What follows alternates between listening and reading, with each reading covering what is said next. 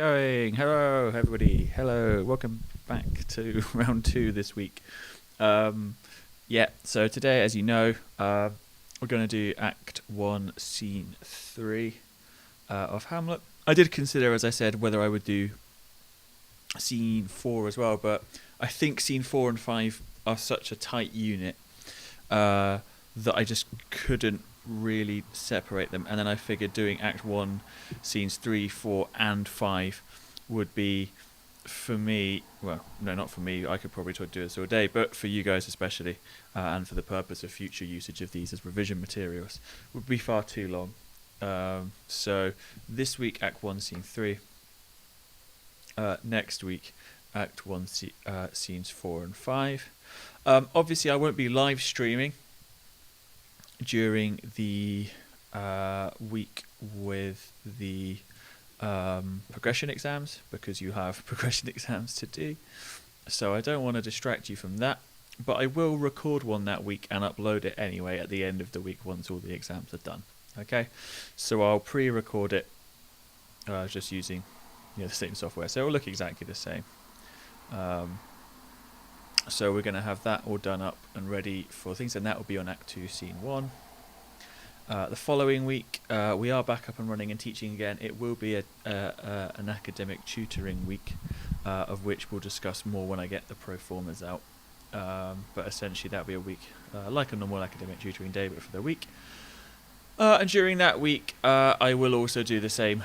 I will set independent work in place of the original session normally, but I'll still do this session on the Thursday, and then in the final week of term, and that will be 2, and then in the final week of term I will do 3, 1, which I think should bring us up to speed with everything we need. If I need to, I'll upload some more over the holidays. So we're all good. I think that's everything that I need to mention. Other than that, we'll crack on in a second. And so, as I said, this session might not be the longest one. It probably, I don't know. We'll see how it goes. I might be able to. I might be able to give it the full kind of treatment.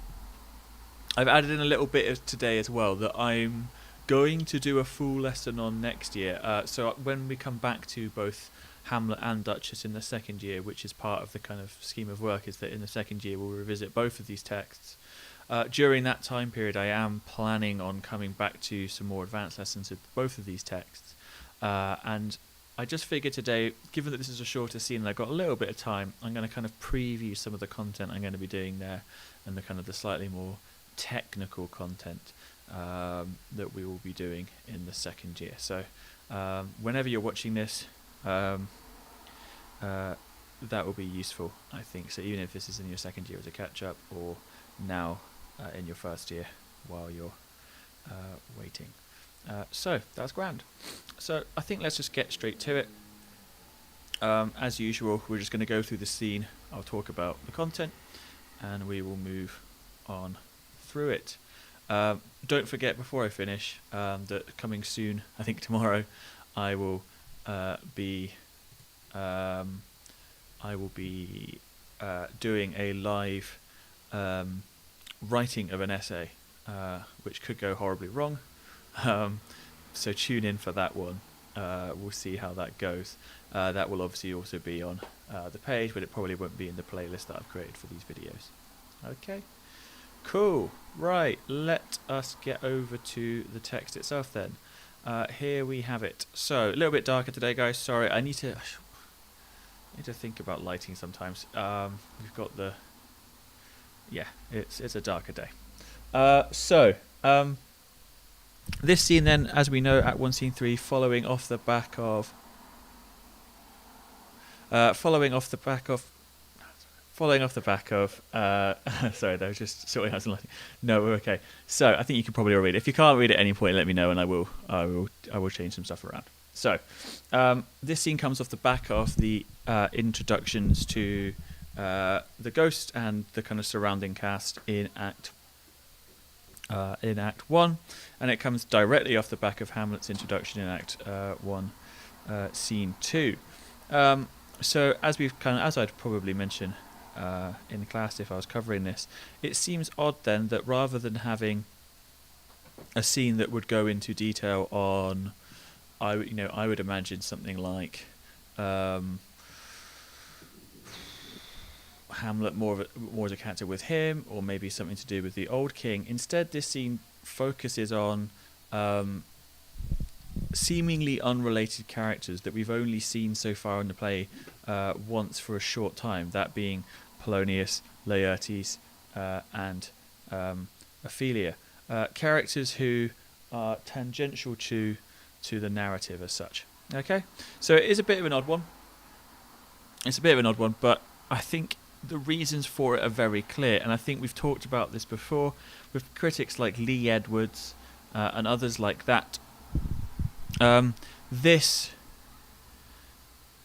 kind of highlights Ophelia's role as a figure who is there solely to, I suppose, illustrate Hamlet's character, or at least that's Lee Edwards' argument, wasn't it? And several feminist critics' argument is that fundamentally Ophelia seems to be stripped of much of the weight of autonomy in the play, and that her role here is mostly to do with Hamlet's, and it's very much a functional plot device, kind of illustrating Hamlet's character. And I'm not saying that this scene isn't that. I think this scene fundamentally probably is that. It's very much a way of contextualizing Hamlet, giving us some information on Hamlet without needing really to without needing to actually show him on stage, and it gives it a more natural feel. So we enter Laertes and Ophelia as it very much explicitly makes his sister. So that's fine. Nothing particularly surprising there. This scene obviously is, as I said, unique in the play in that it's one of the few scenes without Hamlet on it. It's one of a couple of them, and likewise, the relationship obviously is established in their opening speech as well. So we're very clear as an audience who Ophelia is in relation to Laertes, who we have seen already. Yeah. So this is directly following up on Act 1. Scene 2, where Laertes begged leave of the king to return to France, and he establishes this scene essentially almost like it's in a mid-conversation. He comes in with this line: "My necessaries are embarked," so his luggage is on board wherever he's going, wherever he's taking to France. "Farewell, and sister, as the winds give benefit, and convey his assistant, do not sleep, but let me hear from you." So nice and straightforward there. I would like to hear from you. I would prefer to stay in contact, which is nice. Interestingly, they choose to, as characters here, use this formal style. I'm not wholly sure what you want to say about it necessarily, but the two siblings talk to each other using you. I guess so. Hear from you. Do you doubt that? So rather than the informal and kind of personal, close suggestion of thou, they have this more formal restraint. So they do have this kind of seemingly close relationship and friendly one. He wants to hear from his sister, but there is still an element of like formality in their relationship, which isn't there between father and son. Polonius will use thee and thou to Laertes later on. So it's interesting to think they're already starting to think about gender dynamics and relationships in the play, looking at the gap here between these two. Always a nice little bit of analysis there to think about. It's always a nice bit of language that you can pull apart. So, and it's obviously counts for, anything on that, guys, will count for AA3. Okay? Laertes obviously is kind of questioned as to whether, Ophelia's like, do you doubt that I will do this? Are you surprised if I would do this? And Laertes responds, says, for Hamlet and the trifling of his favour. So he kind of essentially just continues onwards, yeah? Laertes doesn't respond necessarily to Ophelia's question. She asks, whether he doubts whether she will be in touch with him. It's a kind of reaffirmation of their closeness. But then there is no suggestion of like Laertes having to defend that accusation. He's just like, I'm going to continue onwards now and give you my advice about Hamlet. Now, we're going to immediately here take a wee shift over to a couple of things.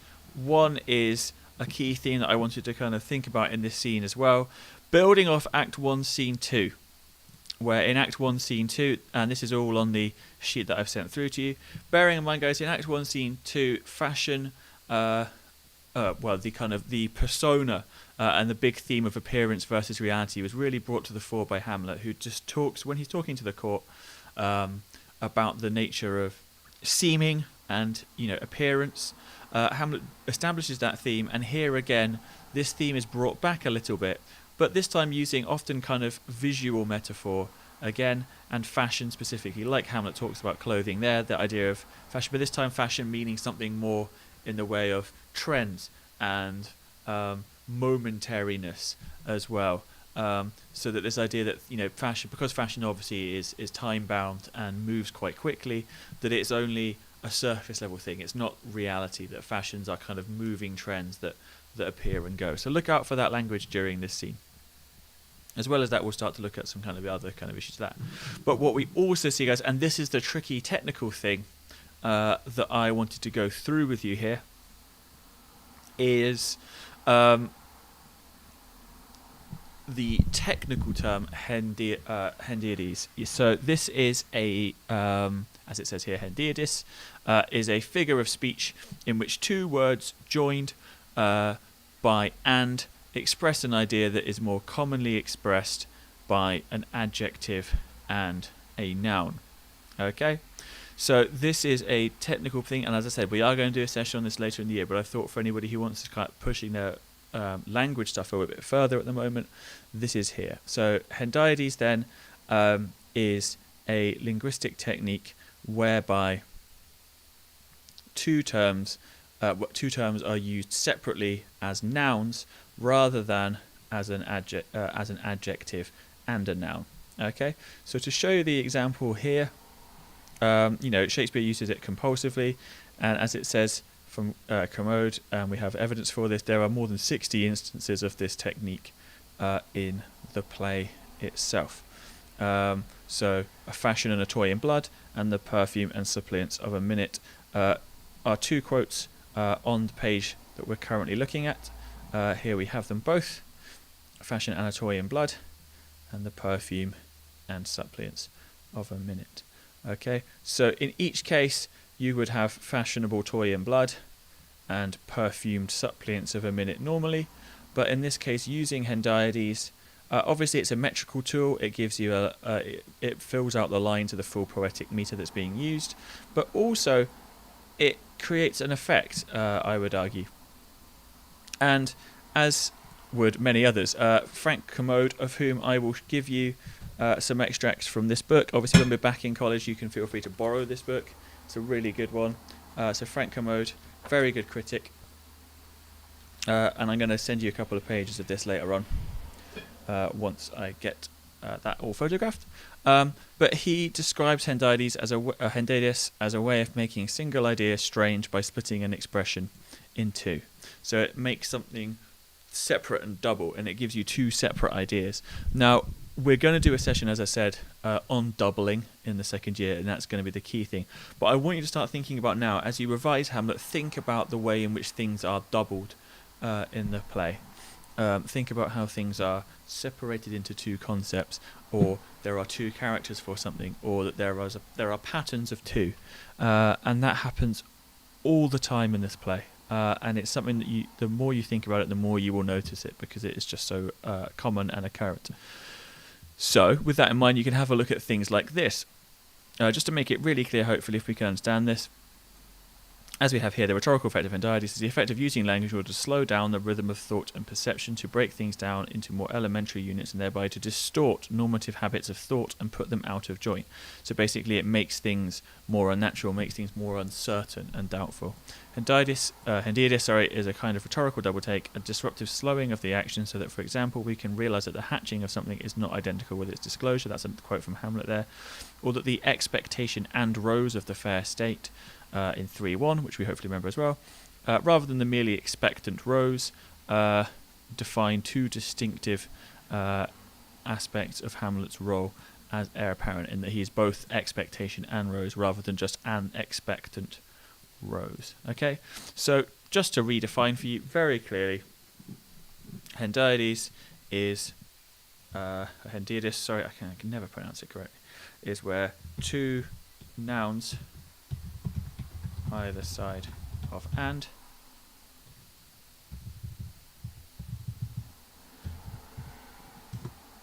instead of noun plus adjective. With that in mind, another quote from Hamlet that I'm going to do off the top of my head here, where Hamlet says in Act 1, Scene 5, his soliloquy there following the ghost, his second soliloquy, he says the following. He says, the book and volume, blah, blah, blah, off my brain I believe it is. Whereas, obviously, those then is, book is a noun, volume is a noun, and is an and, it's a connective, it's the and word. So this then would be Hendiadys, yeah. So the book and volume, etc. Now, if anyone wants to, in the comments, I'm going to come back to this. I'm going to come back to it in about 5 minutes' time and just kind of redefine this for you. Just we're going to drop back into this when I find the next break.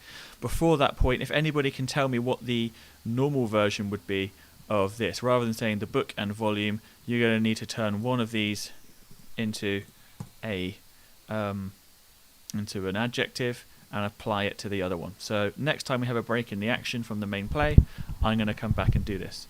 So let's get back to the text now. So this technique is demonstrated here by Laertes, who uses this a couple of times in this section. So obviously I'm not going to say anything particular now, but it might be thinking about the format. You might want to think about the formality of the conversation and the kind of the manner in which Laertes is talking to Ophelia is using this. What I would also say, guys, is thinking about doubles, even in this scene alone, is that Ophelia essentially has a double experience. She has the instructions about Hamlet once from her brother, and that is directly followed by her instructions from her father. So that is actually probably something you might consider in this scene, is the nature of how that is doubled up. And once you start looking for this pattern of two, guys, it won't stop. It's all the way through the play. So, Hamlet and the trifling in his favour, hold it a fashion and a toy in blood. A violet in the youth of primy nature, forward, not permanent, sweet, not lasting, the perfume and suppliance of a minute. So, there's loads of imagery here, and it really is loads of imagery, but it's all around one thing. It's about impermanence and, as he says, fashion. Yeah? So, he says, you know, for Hamlet and his affection towards you, his trifling of his favour, his kind of playful affection, hold it, i.e. treat it as a changeable, by the minute, fashionable, as it says, toy and blood is a superficial, sensual attraction, not something more sincere and earnest. Yeah, he goes on to describe these further. He describes it as a violet, a fragile, obviously, temporary thing in itself. A violet in the youth of primy nature. So primy here is a Shakespeare word that he just made up, I guess, to fit some meter in its prime. In the youth of its primy nature, forward, not permanent, sweet, not lasting. So it's nice and it's fun, but it's not genuine, it's not real, it's not concrete. You cannot keep this. The perfume and suppliance of a minute. So we have perhaps there perfumed suppliants would be the normal format there if you wanted to think about what that would be as a standard expression. Now maybe we could think about here actually the usage of Hendiadys being used to show a contrast between two things as well, to reinforce the gap here between Hamlet's intentions as far as Laertes is concerned and what he actually is going to do, or what he's saying. No more, but so. Ophelia is like, yep, that's fine. No more than that. Leave it there. And then Laertes is like, no, keep going. Think it no more. So he's like, keep going. He's like, no, that's it. I'm going to keep drilling this lesson. He's like, think it no more. Don't think about this. Stop thinking about Hamlet. We don't need to worry about that. You don't need to worry about that. Okay. So he then continues into his longer monologue, and it really is monologue here, isn't it? There's very little in the way, and Ophelia has such little content in this section. He says, for nature, crescent does not grow alone in thews and bulks, but as this temple waxes, the inward service of the mind and soul grows wide withal. Essentially, what he's pointing here is that you will change mentally as well as physically as you grow. So there's a sense here of Hamlet's immaturity developing into maturity alongside his physical nature, but that would also mean that his character will change, and therefore Ophelia thinking too much upon what he's saying now might well be not worth it, because he will develop as he matures. Now, given Hamlet is a 30-year-old man, according to the end of the play, you would hope that he had done some maturing by this point. One hopes. But there's two things. Obviously, one, Hamlet's age is actually kind of ambiguous. It obviously depends on who you cast for him. Two, more importantly, perhaps that maturing process as well is not necessarily just physical, but perhaps, as Laertes goes on to talk about, that this might actually be a comment on Hamlet's progression into monarchy and that level of maturity, which is perhaps slightly different to a physical one. But it might also be physical as well, depending on who's playing Hamlet here and whether they ignore that line about him being 30 later on in the play. So, perhaps he loves you now. And now no soil, nor courtal doth besmirch. Courtal there, again, that is not even a word I'm particularly familiar with. Craft or deceit. So he uses it here, he uses it as an adjective as well. So neither no, basically, dirt or deceit does besmirch, so make, not make bad, I suppose, like just almost like graffiti,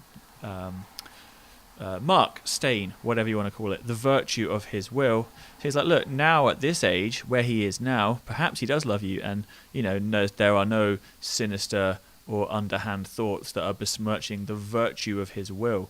This is nice. There's the idea, and this idea that your inner desires can be corrupted, besmirched, is something that comes back again and again throughout the play. If I was to point you to a moment in the play where that might have a nice link, is to later on in the play, when we get to Act 3, Scene 4, where Gertrude's inwards turn is corrupted. And you can also look at Hamlet's big soliloquy, the 3-1, to be or not to be, where in that he talks about thought being sicklied by conscience. So this idea of the inner thoughts being able to be corrupted is quite an interesting linguistic thing throughout the play.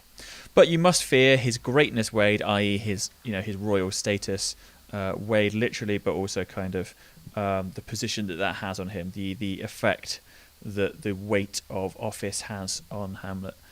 His will is not his own. He may not, as unvalued persons do, carve for himself.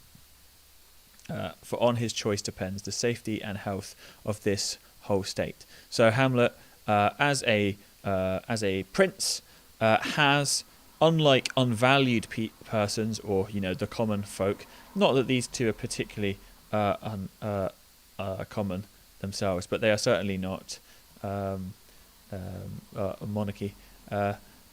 He cannot make decisions for himself. He cannot carve for himself. An interesting word choice there. He cannot make decisions by his own things, because his choice depends, on his choice depends the safety and health of this whole state. Oh, look, guys, guess what it is again? Safety and health.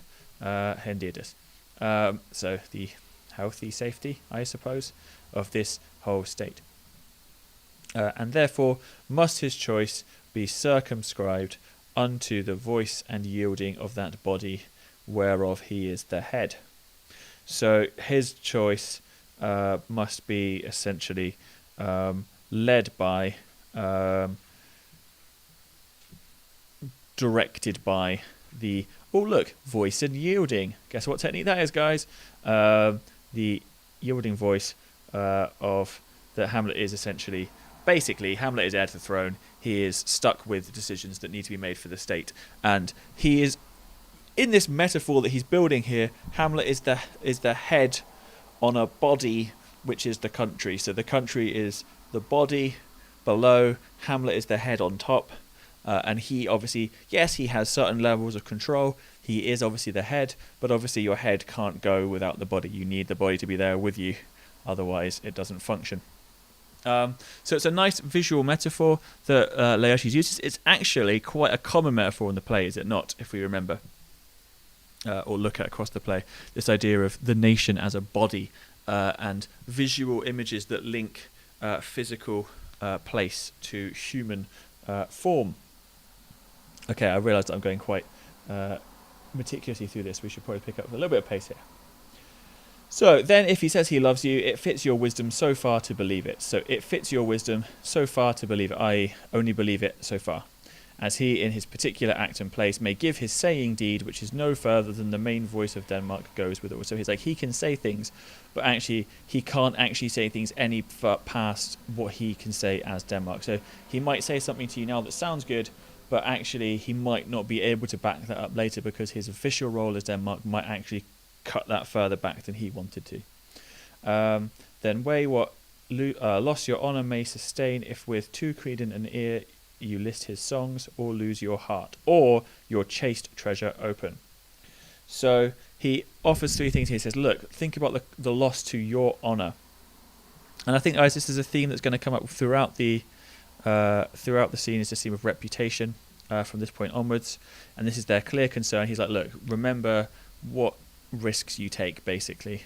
What risks you take, what loss your honour may sustain, if with too credent ear you list his songs. So if you listen too carefully to his songs, or if you lose your heart, i.e. you fall in love with him, or your chaste treasure open.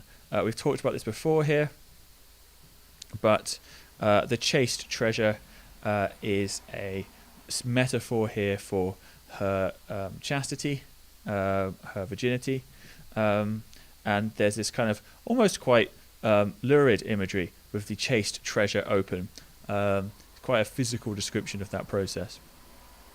But it certainly likens it to treasure and something of value. So a woman's virginity here, Ophelia specifically, is tied directly to kind of worth financially, which gives you an indication, guys, doesn't it, of the position of women at the time, is that their relationship status is a source of politic power and wealth. And she's offering this chaste treasure to his unmastered importunity, his undisciplined persistence, as the footnotes have it. Perhaps Laertes here, as it says in the footnotes, perhaps Laertes is revealing as much about himself as he is about Hamlet. He is suggesting Hamlet is some kind of relentless pursuer of sex. He imagines him as this kind of uncontrollable sexual being who just wants a kind of relationship with Ophelia regardless, and he'll pester her for it endlessly. Perhaps this is his own doing. Fear it, Ophelia, fear it. So we shift from the kind of we shift from the kind of slightly more passive instruction here, no more, to the very kind of not aggressive, but certainly kind of quite an intense imperative here. Fear it, repeated twice. My dear sister, and keep you in the rear of your affection, out of the shot and danger of desire. The chariest maid is prodigal enough, if she unmask her beauty to the moon. So we have this line here where he is essentially gives her a real kind of stern warning here. Be afraid of Hamlet's desires. Keep yourself in the rear of your affection, i.e., keep yourself. It's almost like a military image. He's like, keep yourself out of range, basically, of Hamlet's desire. Yeah, basically, stay back, hang at the back of the army, keep yourself away from the projectiles that they can fire at you. And the most careful maid is prodigal enough, extravagant enough, if she unmasks herself to the moon. So to unmask herself here, being realistically a kind of physical revealing. He said, like, even, you can't be too careful, basically, is the point he's making here. Even the most careful is still a bit risky if they reveal themselves in this circumstance. Virtue itself escapes not calumnious strokes. The canker galls the infants of the spring, too oft before their buttons be disclosed, and in the morn and liquid dew of youth, contagious blasphements are most imminent. Be wary then, best safety lies in fear. Youth to itself rebels, though none else near. So a nice poetic ending. This is kind of tying up. It looks like Laertes is about to leave. He's doing the traditional rhyming couplet at the end of a scene. So he's about to take flight. Off he goes to France. And he's ending on this monologue here, on this imagery of kind of the sickening and corrupting effects on youth that this process may well have. Yeah, contagious blasphements, canker galling. We've talked about gall on the Duchess of Malfi.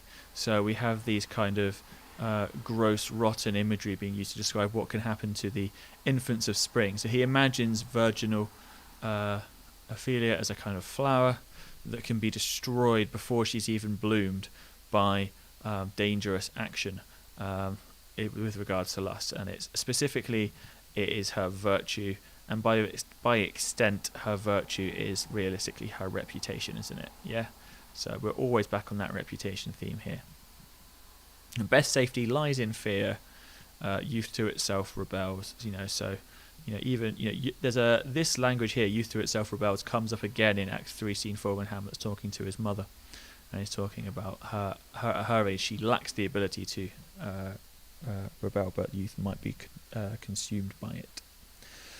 So his advice is just to stay afraid, keep away from Hamlet's desires too much, keep herself safe. To which Ophelia says, "Yep, I shall take this lesson.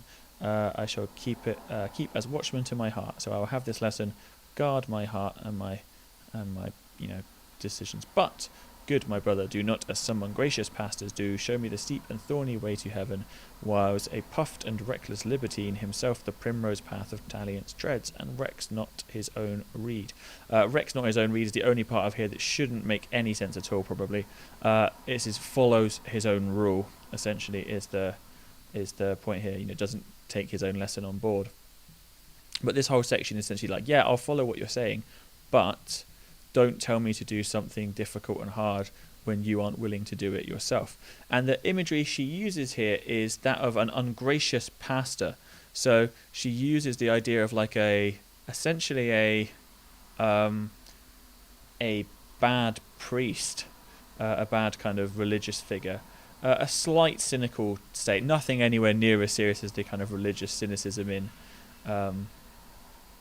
the Duchess of Malfi, which obviously is particularly vocal in its anti-Catholicism. But there's certainly a kind of like acknowledgement that you do get certain priests that perhaps live a less religious life than what they preach in church. And this is the imagery she uses. So this is the most Ophelia says in the scene. It's her longest section of text, and it's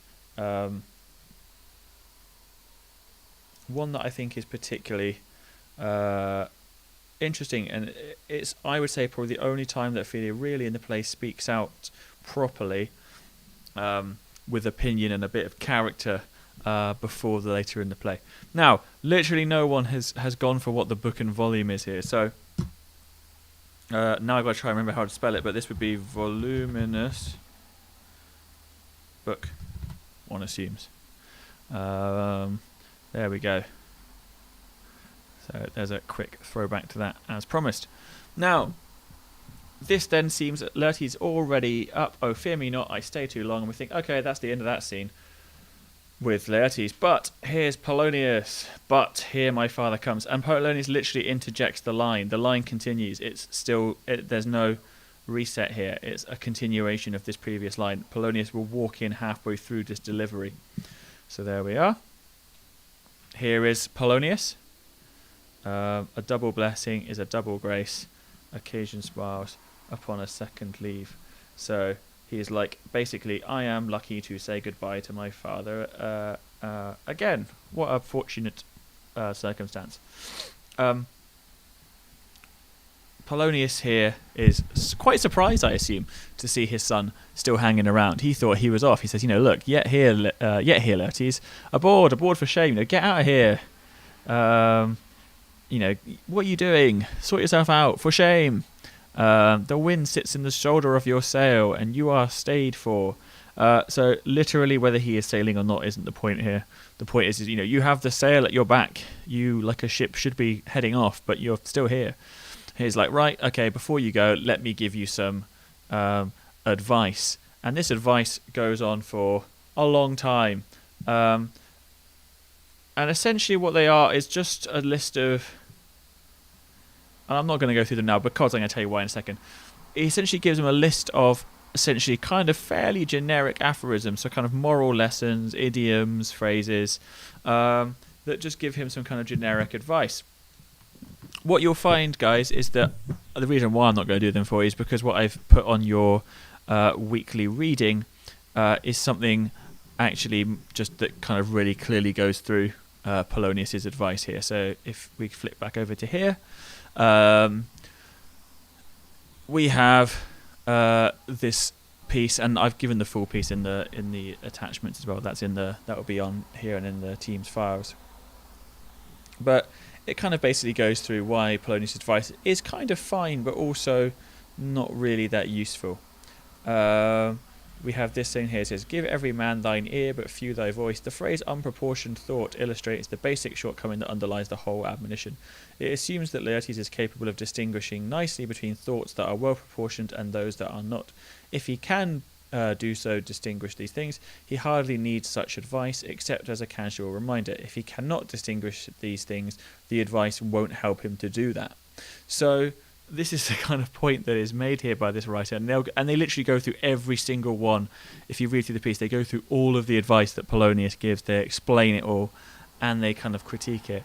But it's that Polonius' advice sounds good, works well functionally on the surface, but that fundamentally it doesn't actually benefit Laertes that much. I mean, it's nice and they're good lessons to remember, I suppose. But Polonius mostly is seemingly saying this as a kind of reminder of things rather than as what I would consider properly good advice for somebody else. It's almost as if it's a little bit as much for him as it is for Laertes. Okay, as a kind of as a reminder of his duties. So that AO5 is there for you should you need it. And Laertes doesn't respond to any of the direct content.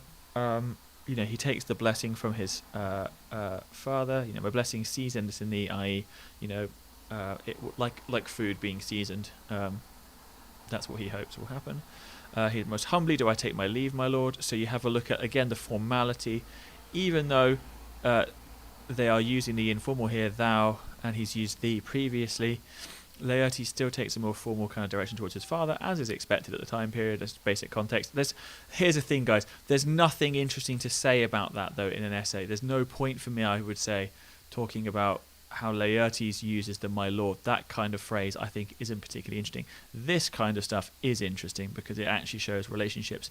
This is a typical expectation. And the only time I would say in the play where the my lord stuff is useful would be perhaps in Hamlet and Horatio's relationship, where Horatio tries to use this and Hamlet refuses it. He's like, no, I won't be called my lord. So the time invests you, go, your servants tend, look, you've got to get on with this. You need to be heading off. Laertes says, farewell, Ophelia, and remember well what I have said to you. Which we have another split line. So there's loads of split lines between Laertes and Ophelia, suggesting their closeness perhaps. 'Tis in my memory locked, and you yourself shall keep the key of it. So she's like, yep, I remember this lesson, and I will keep it hidden, and only you shall have the key. It is a private secret between the two of us that we have now expressed in front of our father. Not a good idea, as it turns out. Laertes says farewell and leaves. Immediately, Polonius's question is, "What is it, Ophelia? He hath said to you." So she's like, now placed by her father in a position of either disobey him, and in that case, disobey her father, something is not very likely for you to do as a woman at the time period, or she can but in doing that, she will maintain her brother's will, or she can maintain her, she can betray her brother's will, and keep in favour of her father. So Ophelia as a woman is not given much of a choice here. She's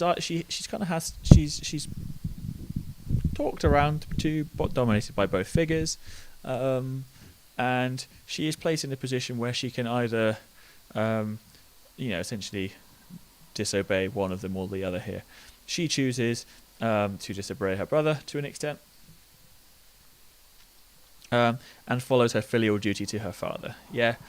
So the primary duty in the play always is that filial one of the responsibility to the parent, and specifically to the father, because it is predominantly fathers in the play. Even when Gertrude is there, she is being taken less seriously by Hamlet than his dead dad. So please you, something teaching the Lord Hamlet. And Polonius is like, yes, well, good. So as we always remember, guys, marry is just an expression by the Virgin Mary, as in, yes. It's like a yes. It's a kind of as it says in the footnotes, a mild oath, but it's essentially a kind of like exclamation of usually a positivity one, usually something to be taken as a kind of serious, good thing. Well bethought, 'tis told me he hath very oft of late given private time to you, and you yourself have of your audience been most free and bounteous.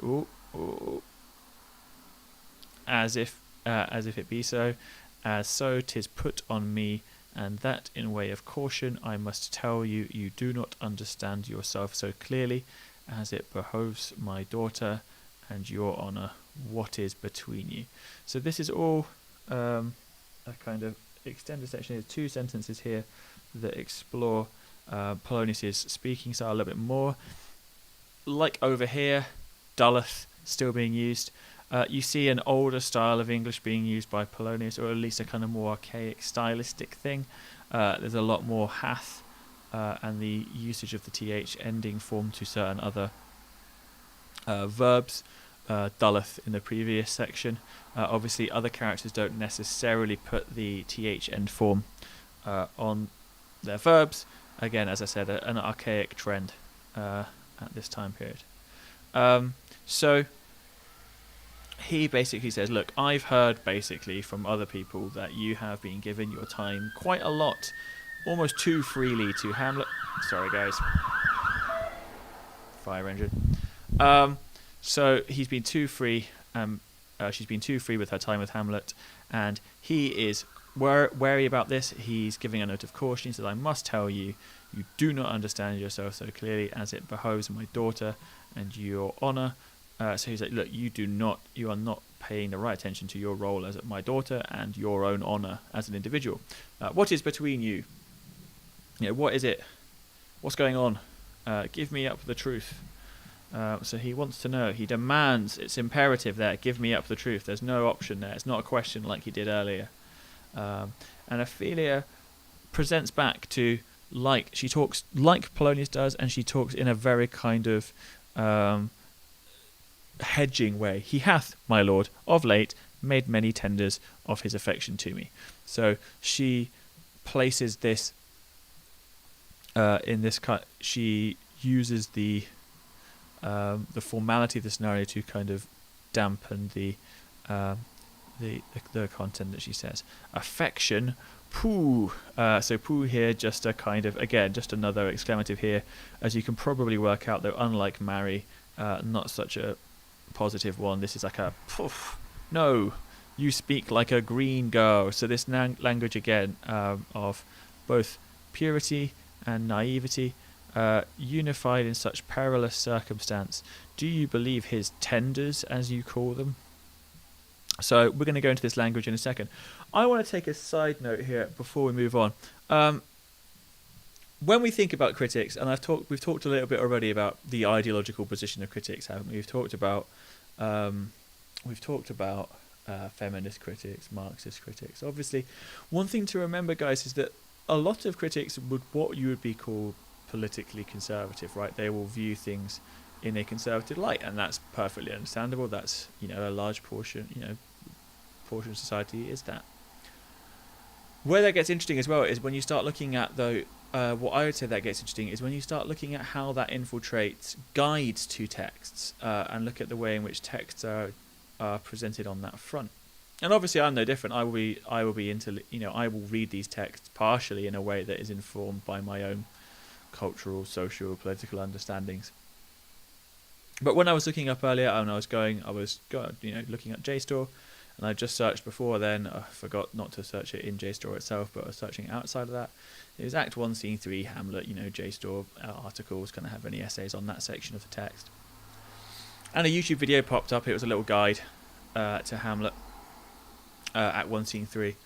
And it went through the scene. And this is gonna pay off later in the session today as well, when I get to the critics at the end.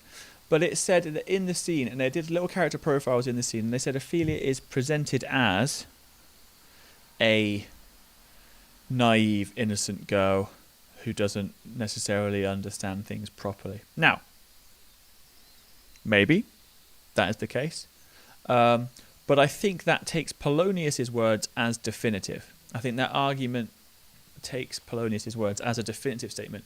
This is how Polonius perceives Ophelia, and if we are to believe Gertrude's statement in Act 5, Scene 1, that she believed Hamlet was to be his wife, Hamlet was to be his wife, Hamlet was to be her husband, there we go. So if we are to believe that, and if we are also to believe Polonius later on when he thinks Hamlet is madly in love with Ophelia, then it would seem at this point that Polonius's belief that Ophelia is naive and uncertain, and kind of not ready for these kind of things, is actually kind of false, and that actually that it's Polonius that's wrong here, and that Ophelia did understand Hamlet better than he thought, and that she's not naive. And in fact, I would say, if we go back to as well this section here we talked about earlier, I would say that also suggests that Ophelia has an understanding of the world, that she knows that there are these corrupt leaders. I think that actually gives us a more interesting perspective on this. So when you are looking at summary guides, revision guides, whatever else, do remember that it's not necessarily objective truth. Yeah, they are presenting a perspective, and at that point they view her in the light that the play wants to view her in, as an expectation of women at the time period, rather than being as an individual, perhaps with different interpretations applicable to her. Okay, so that's just a little side note there, guys, when you're looking at revision guide stuff. I'm not saying double guess everything a revision guide says to you, but when they make a judgment about a character, I think it's more important that you try and explore that a little bit yourself as well. Okay, so she says, I do not know, my lord, what I should think. So she presents herself here as this, like, look, I don't know what I should think about these things. She presents herself as this figure. Now, whether or not she can or does have thoughts on it, we don't know. But in her relationship to Polonius, she presents herself as unthinking about this matter. And this matter being his tenders. Now, tenders, as I will note, is pretty straightforward, clear, and is in the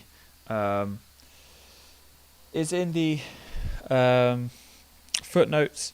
Tenders obviously has several meanings, but obviously, it's not necessarily the one of being tender, but in this case, is the verb tender, as in to offer for sale, or offer in general. So he's made tenders of his affection. Do you believe these tenders? She doesn't know whether she should believe them. She wants him to tell her, and he's like, well, marry, I will teach you. Think yourself a baby that you have taken these tenders for true pay, which are not sterling. So obviously a tender is a promise of sale, not necessarily the sale itself. Until you have the money in your hand, that sale hasn't gone through. Get that receipt, guys. And as, so he says, look, these aren't true. These feelings, his romances of you, his declarations of love, his whatever he's doing, isn't true pay until he's married you. Tender yourself more dearly, i.e. charge a higher price for you, i.e. basically same as what Laertes said, only just doubling down on this kind of almost kind of power and money related imagery here. Or, not to crack the wind of the poor phrase, wronging it thus, you'll tender me, a fool. So he loves his He's even self-aware of his own pun here. He says, "Look, if you don't tender yourself highly, I will be made a fool of." Yeah. So Polonius believes that he will be made to look foolish. His reputation will be suffering as a result. Again, time period, context, pretty straightforward. A3. My lord, he hath importuned me with love in honourable fashion. So she goes back, no, look, he's given me his. She starts using some kind of complex vocab as well. He has given me offers. He has, he is, it says persistently solicited. He has kind of come to me with honourable representations of love, and in an honourable fashion. Now, Ophelia here means fashion in the sense of this was the manner he did it in. He did it in that fashion, as in, that was the style of behaviour he chose to use. Polonius, like Hamlet earlier, in fact, and this is actually quite a typical feature of all the figures in the play who are able to kind of manipulate and are quite smart, is that they play with the meanings of words. Polonius says, "Aye, fashion you may call it. Go to. So here, Polonius perhaps interprets fashion and plays upon it as more of an issue of like temporariness, i.e. the fashion that we were talking about earlier in this lesson, rather than fashion in terms of the verb in a noun, in fact, actually, in a noun fashion, in terms of basically he views it as the trends rather than the style of action. Go to is a generic dismissive phrase. So get out of here, basically. Yeah, is the current day version of that. Ophelia continues, ignoring this interjection from her father, and hath given countenance to his speech, my lord, with almost all the holy vows of heaven. So he's like, look, he's promised me things. He's promised me his love with all of the holy vows of heaven. So Ophelia views Hamlet's advances, not Polonius' advances, Christ, views Hamlet's advances as kind of ratified by the fact that he has sworn to heaven. Here we see Polonius, perhaps a cynical politician that he is, views holy vows as springs to catch woodcocks, i.e. traps to catch birds. Yeah, I do know when the blood burns how prodigal the soul lends the tongue vow. So he basically says, look, when you are intensely in love, and perhaps, sexual desire has taken control, that you will say things that perhaps you don't necessarily mean, i.e. you will, your tongue will be lent these words. Lovely imagery there, that the soul lends the tongue words that it can't really return. It will give them the vows. You will speak holy vows when you probably aren't actually willing to take those vows for real. These blazes, this fire imagery that's been used to describe the lust, daughter giving more light than heat. A lovely image there. So the suggestion is like the kind of colloquial idiom that a dog's bark is worse than its bite. The idea that a flame gives more light than heat suggests that the flame doesn't have the substance to it, doesn't have the reality to it that it appears to do with its brightness. Okay, so some great imagery there. Extinct in both, even in their promise as it is a making, you must not take for fire. So don't take the blazes that Hamlet projects for actual real, basically don't take the promised vows for real vows. From this time be something scanter of your maiden presence, so make yourself less available. And it's very similar here to what Laertes says, you hide yourself in the rear of the scenario. Set your entreatments at a higher rate, so basically make him work harder to spend time with you and offer you these vows than a command to parley. So he says, look, Duke, say that Hamlet has got to do more than just ask to speak to you. Yeah, he's got to work a little bit harder to see you. For Lord Hamlet, believe so much in him that he is young, and with a large tether may he walk than may be given to you. Basically, so the lesson that he brings it down to for Lord Hamlet, that she would specifically refer to here, is look, he is young and he can do a lot more than you can. Think about that. Don't forget that is the power imbalance here. And Polonius is reminding Ophelia here of the power imbalance that there is here. In few, Ophelia, even fewer words, still Do not believe his vows, for they are brokers, not that of that dye which their investments show, but more implorators of unholy suits, breathing like sanctified and pious bonds, the better to beguile. So he views Hamlet as a kind of that Hamlet's vows are tricks. They are deceivers. They are false salesmen. They're selling you up on stuff that isn't really there. This is for all. I would not in plain terms from this time forth. So he essentially repeats this message 1, 2, 3 times. I would not have you so slander any moment leisure. Basically, don't give your time to him as to give words or talk with the Lord Hamlet. So he says, don't do it once, ignore what he says again, don't spend time with Hamlet again. So Polonius loves this repetitive style of going through the same advice multiple times. Look to it, I charge you. Come your ways, I shall obey, my lord. And Ophelia, that is her end. There we have it. So that is the scene. Let us have a quick look at some AO5 a second, because I think there's some interesting stuff to say here. That player's gone right back to the start of Act 1, Scene 3. There we have it. So back over here, I've put 2 essays in the notes for this lesson.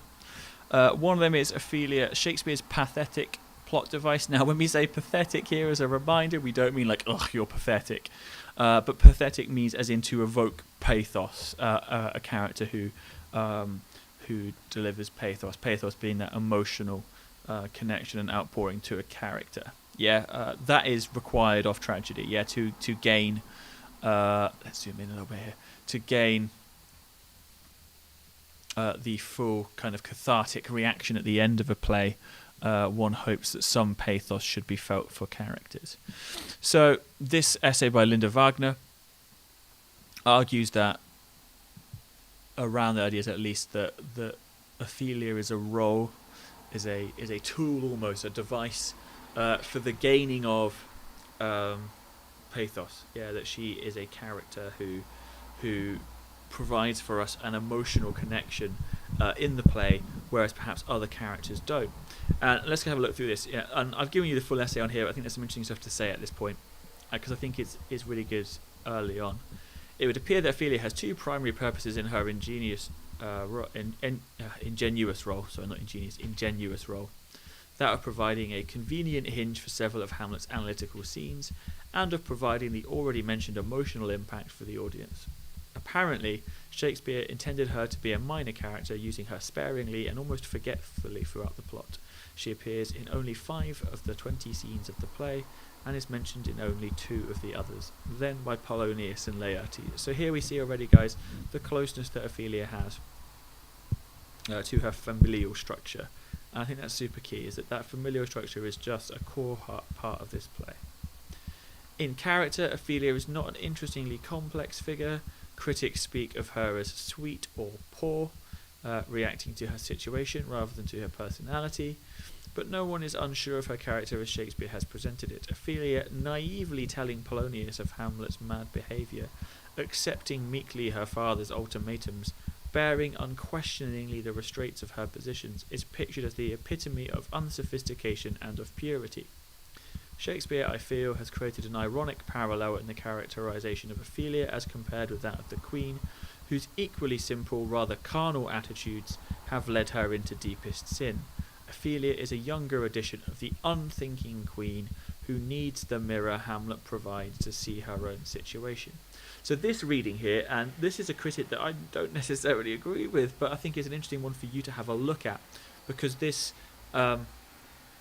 ultimately suggests to us that Ophelia is basically an unthinking idiot who doesn't do anything for herself, accepts everything, meekly and passively goes along with things, and needs a man, in this case Hamlet, to reveal to her what her own life and scenario and position in society is, which I don't necessarily think is the case. And the madness scene, I think, undermines that. But it's a position that you can talk about. It's a position that you can react to. You can present this in an essay and disagree with it. It's something to talk about. There is some stuff here that I think is useful. But it also projects a lot onto the character, especially this idea, as it said, that that of the Queen, whose equally simple, rather carnal attitudes have led her into deepest sin. Does the Queen have simple, carnal attitudes, or is that what Hamlet says the Queen has? I don't remember a scene in which the queen is particularly expressive about her lustful desires. Yeah, I don't think that happens in the play. Hamlet says it happens, and that's where it comes from. So again, guys, think about the way in which actually the female characters maybe do need to have their situation seen by others, but that's because they don't say very much, and that the other characters talk about them. The other one I think is a little bit more interesting. Again, it does rely on some gender expectations, and it's a little bit in the way of kind of um, a reading based on her as a woman, but here we go. The majority of critics have viewed Ophelia as a weak character in both form and function, and many have dismissed her as a woman who, to follow the path laid by Coleridge, you'll come to that next year, and Tammy Wynette, could not stand by her man. Even in the more detailed studies of Ophelia, she has been consistently viewed as the least complex of the principal characters of Hamlet, the least useful. Some critics have seen Ophelia's flatness as a flaw in Shakespeare's design. More have discussed Ophelia's character as an ambiguous rewriting of the earlier Ophelias of Thomas Kyd and Francois de Belforest. Whether delineated as a sweet innocent being torn apart by the rottenness of Denmark, or her own awakening sexuality, Ophelia's metamorphosis has been viewed as little more than an isolated adolescent complex. Her actions have not been related to any forward movement of the plot, except perhaps in so much as they further incite Laertes.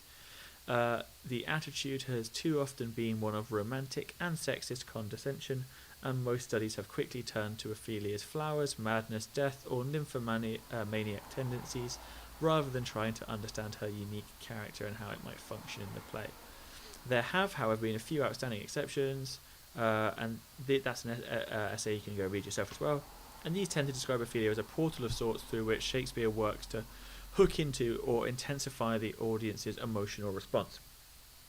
In every scene in which she appears, Ophelia is the receiver of seemingly unending verbiage, sometimes advice, sometimes instructions, sometimes abuse. So in this scene, guys, obviously I've chosen the one that is the first two there, the advice and instruction she receives from her brother and her father respectively. But each time she takes in, absorbing and or mirroring the emotions behind the speech of others, and gives back not more verbiage but a barometric reading of emotional concerns. In her first scene with Laertes and Polonius, of the 136 lines, Ophelia speaks only 18, many of which are only brief, partial replies.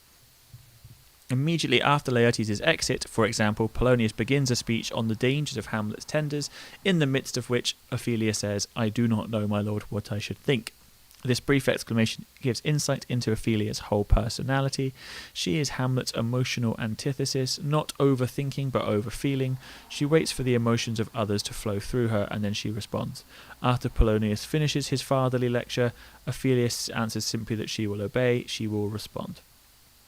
In her role as listener and receiver, Ophelia is closely linked with the audience in her first scene and throughout the play until her bursting madness and death.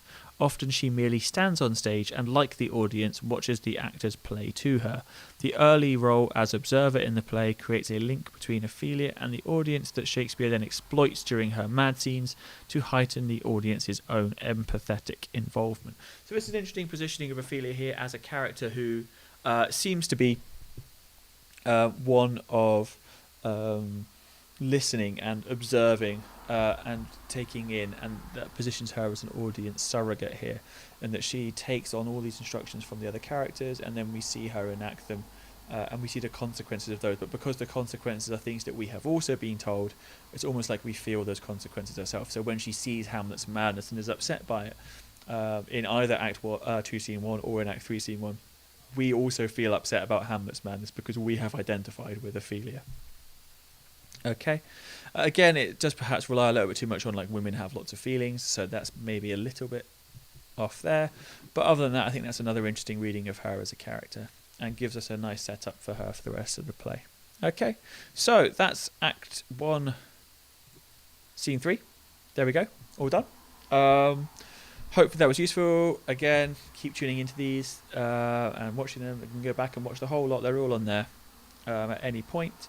And don't forget tomorrow, or somewhere else on YouTube, if you're not watching this live, that there will be a video of me trying to write an essay in time conditions while also talking to you about writing an essay in time conditions.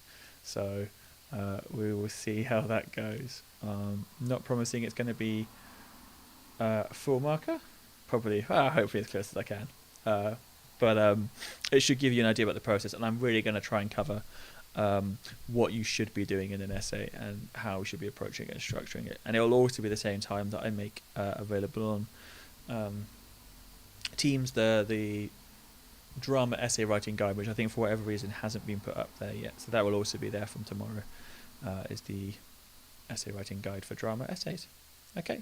Anyone have any questions? Obviously, feel free to follow them up after the session, or if you're very quick before I go here. Otherwise, have a great day. We'll see some of you tomorrow and in the future. All right, guys. Bye.